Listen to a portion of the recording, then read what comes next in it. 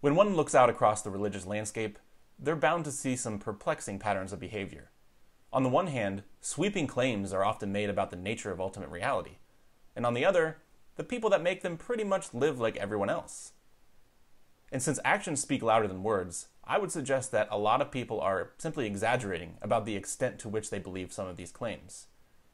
They may talk a big game, but their life does not show much for it. And this is especially true when it comes to many professing Christians. First, there's a significant number of professing Christians that don't really read the Bible much, and even if they do, it's not in any kind of systematic or disciplined way. This is a shocking display of apathy, especially considering what they're claiming about these texts. I mean, if you believe that the creator of reality wrote a book, then how the hell are you not going to read the thing? And maybe they're afraid to for some reason, but it's also possible that the strength of their belief in divine inspiration is not as strong as they're actually claiming it is. Consider also the doctrine of hell, especially the eternal conscious torment variety.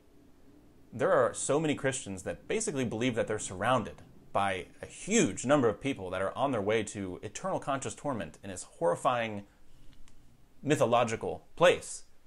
And faced with this terrifying reality, what do? They pretty much live like everyone else. I mean, in my opinion, it seems sociopathic to believe something like this without reconsidering how you use your time and money, without shedding any tears or losing any sleep. But rather than looking at potential Christians as potential sociopaths, I think a better explanation is that most of them don't really believe this stuff as strongly as they are claiming they do. Finally, many of the faithful claim that their experience of Jesus is so real to them as to be on par with something like their experience of the external world itself. And pretty much nothing you say would undermine their confidence, at least so it's claimed. But if that were really true, then why are there things that they would do in front of their Savior that they wouldn't do in front of their mother? Could it be that they have better evidence that their mothers exist, and so believe that proposition more strongly than the proposition that the risen Jesus is always there with them?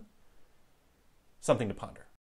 So, many Christians are claiming that they have these incredibly real religious experiences, that the Bible is divinely inspired, and that a lot of their friends and neighbors are going to burn forever.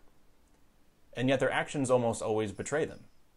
Now, don't get me wrong, I'm not saying that they don't believe these things at all, just that they may be exaggerating the strength of their beliefs to themselves, perhaps, and at least certainly to others.